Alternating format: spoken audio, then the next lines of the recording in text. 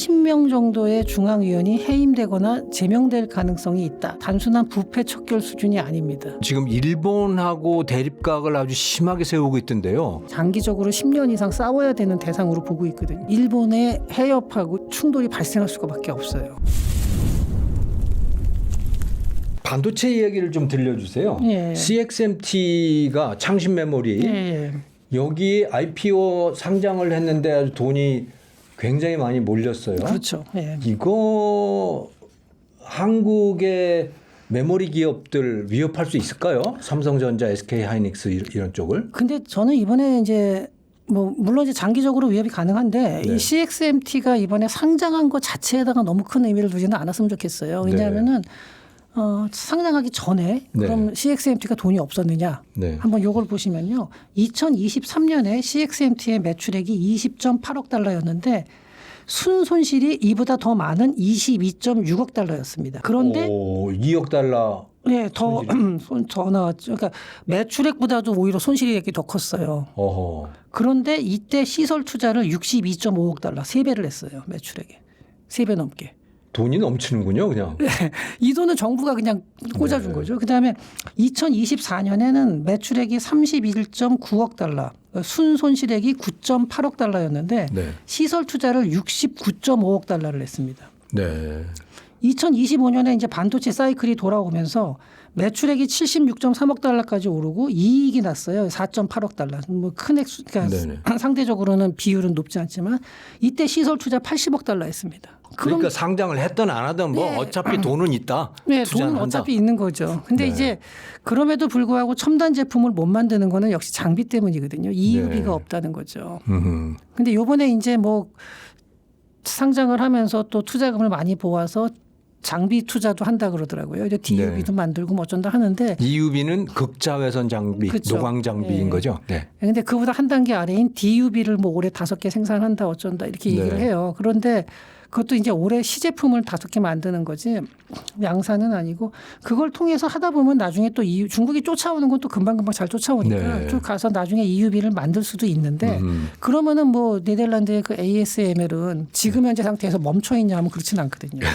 그러니까 이런 부분에서 봤을 때 EUV 없이 그 HBM을 만드는 거는 사실 이게 안 되는 게 DUV 가지고도 만들 수는 있는데 그럼 멀티 패턴인가 여러 번 이제 공정을 거쳐야 되고 그럼 수율이 확 떨어지고 비용도 올라가고 해서 이게 쓸 수가 없거든요. 네.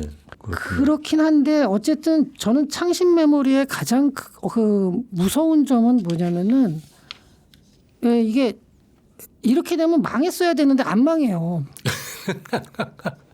야구 시합을 하는데 은행이 계속 돈 대준 모양이군요. 정부가 계속 주는 거예요. 이게 야구 시합을 하는데 1회에 한 점 내고 2회에 한 점 내고 3회에 2점 내고 4회에 뭐 2점 내고 이러면은 이제 그 네.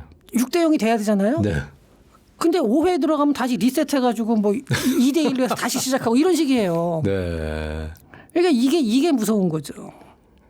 그러니까 저가로 막 쏟아내는 것도 얼마든지 가능하다는 얘기군요. D램을. 네, 그런 것도 가능하고 그다음에 나중에 이러다가 어느 순간에 이제 기술까지도 쫓아오는 것도 그러니까 네.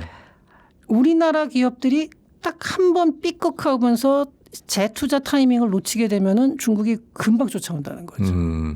근데 우리나라는 한 번 삐걱하면 삐걱한 다음에 다시 시작해야 되는데 중국은 그냥 그게 없어요. 계속 밑빠진 독에 물을 부어서 물이 넘치고 있는 거예요, 지금. 네. 그러니까 이렇게 되니까 이게 진짜 무서운 거예요. 이게 창신 메모리뿐만이 아니라 그 파운드리 쪽에 SMIC도 마찬가지입니다. 네. 그리고 안 되면은 여기서 나오는 거를 중국 자체에 대해서 투하를 또 해줘요. 만들어서 안 팔리는 것들 있잖아요.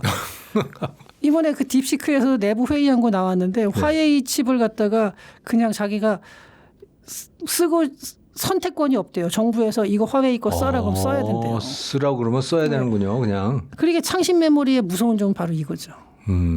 그러니까 우리나라도 이번에 이제 뭐 SK 하이닉스 그렇고 삼성전자도 큰 이익을 낸 거는 맞는데 네. 여기서 이익을 내고 했을 때 이제 재투자를 그만큼 또 못 쫓아오게 빨리빨리 해야 되고 뭐 이거는 뭐 이재용 회장님이나 최태원 회장님이 또 더 잘 알고 있겠죠. 이때 사정들은. 그렇군요. 예. 네. 아까 그 중국의 시진핑 1인 체제 말씀을 주셨습니다마는 그걸 조금 더 이어가면 숙청이 너무 많은 것 같아요. 그렇죠. 예. 아니, 군인들 장성들 뭐 다 숙청하지, 정치와 관련된 사람들 다 숙청하지, 이렇게 사람이 남아 있는 건가요? 근데 워낙 인구가 많기도 하고요. 이번에 이제 이번에 이제 10월 달에 공산당 제20기 중앙위원회가 열리잖아요. 네, 여기서 한 30명 정도의 중앙위원이 해임되거나 제명될 가능성이 있다. 이런 전망이 나왔거든요. 30명. 네, 근데 이게 그게 어느 정도 비중인 겁니까? 전체 중앙위가 205명인데 네. 30명이면 한 15% 되는 거죠. 근데 역대 최대 규모가 기존은 14명이었어요. 예. 근데 이거의 2배 정도가 될 거가. 이거는 이제 단순한 부패 척결 수준이 아닙니다. 이게 그걸 넘어서서 1인 체제를 더욱 공고하게 하겠다. 지금도 이미 확실한 1인 체제라고 볼 수 있는데 이거를 그러니까 이런 거를 보면은 저는 시진핑 주석도 지금 굉장히 뭔가 불안감에 쌓여 있다라는 거예요. 굳이 할 필요 없는 건데 그렇죠. 예. 한다.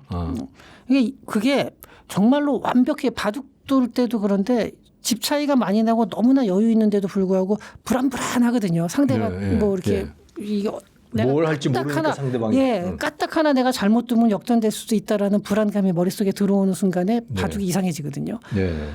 그런 것처럼 지금은 뭐 보면은 뭐 제가 숙청하는 정도가 올 상반기에만 지금 뭐 장차관급 간부 74명이 숙청됐고 이건 뭐 계속 역대 최고예요. 군사 쪽에서도 보면은 계속 뭐 장성들 숙청하는 거 보면은 역대 최고를 계속 갈아치우고 있거든요. 그 불안해서 일을 할 수 있을라나 몰라요. 네. 그렇죠. 근데 그렇게 돼서 이제 자기 충성파만 그냥 고르고 하는 거거든요. 지금. 지금도 다 충성파였을 거 아닙니까? 지금까지도. 그렇죠. 근데 그 안에서도 이제 더더욱 더 확실한 사람만 사고 자기랑 어렸을 때부터 알던 사람 뭐 이런 사람 위주로 계속 남기고 있는 거예요. 그런데 그렇기 때문에 저는 이 독재자의 함정으로 갈 가능성이 이게 함정이다. 이게 약간 불안한 거죠. 네. 그리고 이제 어떤 분들은 그런 얘기를 해요. 지금 중국을 싫어하시는 분들은 야 저러다가 중국이 뭐 큰 변고가 생겨서 무너진다고 우리한테 좋을 거 아무것도 없습니다. 사실 뭐가 좋겠습니까? 중국이 갑자기 무너진다고 해서 뭐 우리도 타격이 크죠. 그리고 또 하나는 이런 게 있어요. 중국의 요거는 이제 미국 측에서 나온 분석인데 시진핑 주석한테 변고가 생겼을 때 그러니까 실각을 하든지 아니면 건강에 문제가 생기든지 변고가 생겼을 때 과연 중국이 그럼 온건하게 과거에 스탈린이 죽고 나서 후르시초프가 들어와서 조금 이제 유화적인 정책으로 바뀌었잖아요. 그런 식으로 그럼 갈 수 있겠느냐에 대해서 좀 회의적으로 보는 시각이 강합니다. 왜냐하면은 절대 권력자가 빠지면서 소련은 그 당시에도 보면 집단 지도가 체제가 있고 그 땅도 크고 지금 말하자면 전반적으로 좀 다양한 소리가 그래도 나올 수 있는 분위기였는데 지금 중국은 그러니까 땅이 크다는 게 인구가 많다는 것보다도 지역적으로 분화가 많이 돼 있었거든요. 그래서 중국은 그렇지가 않아요. 그런 상태에서 오히려 후계 구도가 더 그 권력이 불안하기 때문에 절대 카리스마가 빠졌을 때 더 강성으로 가면서 사람들을 결집할 수도 있다라는 거죠. 그렇게 되면은 진짜 뭐 물리적인 뭐 침공이라든가 이게 더 가능성이 높아지는 거 아니냐 이런 불안감도 있습니다. 그러면 지금 일본하고 대립각을 아주 심하게 세우고 있던데요. 거의 뭐 저 겁박을 하는 수준으로 일본을 대하고 있는 것 같은데 일본도 또 만만치 않게 대드는 것 같아요. 지금 이건 어떻게 봐야 됩니까? 일본 이것도 그냥 단순하게 뭐 그 영유권 분쟁 이상의 문제입니다. 이거는 동아시아의 주도권 경쟁이라고 봐야죠. 그러니까 지금 일본 나름대로 드디어 기지개를 켜는 거예요. 그동안 수건 사업이었던 재무장. 네. 그래서 동아시아에서 누가 최고 강자냐 이 싸움을 하고 있는 거죠. 그래서 이 일본의 안보 전략 변화하고 중국의 안보 전략, 그러니까 이거는 중국 특색 사회주의 아까 제가 말씀드린 그런 내용들인데 이 두 개가 정면으로 충돌하고 있는 거예요. 그래서 이 실지 회복이라는 거, 중국이 말하는 그 굴욕의 현대사를 넘어서기 위한 최종 방점, 이 그 마지막이 끝낼 수 있는 그 포인트가 실지 회복이라 그러면은 이거는 당연히 일본의 해협하고 일본 땅하고 충돌이 발생할 수밖에 없어요. 그 일본의 남쪽에 있는 그 섬들인 거죠. 예. 조그만 섬들. 그렇죠. 예. 네. 그리고 만약에 대만과 남중국해가 중국의 통제권 안에 들어간다는 거는 일본으로서는 엄청난 그 안보 위협이 되거든요. 그러니까 일본 입장에서도 그거를 막아야 되는데 일본 혼자서 막기는 버겁죠. 네. 그래서 미국을 끌어들이는 건데 미국이 지금 전체적으로 다른 쪽에서 안보에 있어서는 좀 소극적이에요. 유럽 쪽에서도 좀 손을 빼는 최소화하는 거고 완전히 뛰진 않지만 이렇게 하는 입장인데 일본에다가 이렇게 지원을 일본하고 지금 미일 공조가 잘 되고 있는데 네. 이게 일본이 예뻐서가 아니라 이 미국의 지금 모든 그 신경은 중국에가 있습니다. 네. 중국을 주저앉히는 거. 그렇죠. 예. 네. 중국과의 경쟁이 거기에 모든 역량을 집중하는 거예요. 이란 문제 같은 경우는 사실 다른 거에서 지나가는 문제인데 저게 좀 크게 걸린 거고 네. 저거는 어차피 지나가야 되는 문제인 거고 중국은 그게 아니라 장기적으로 10년 이상 싸워야 되는 대상으로 보고 있거든요. 네. 그러니까 체제 경쟁이기 때문에 거기서 미국하고 공조를 해줄 수 있는 강력한 파트너가 일본이에요. 그러니까 여기를 둘러싸고 일본, 미국 힘을 합쳐서 중국하고 대항을 하는 거죠. 네. 그러니까 이거는 단순하게 뭐 영유권 분쟁 이런 차원이 아닙니다. 네.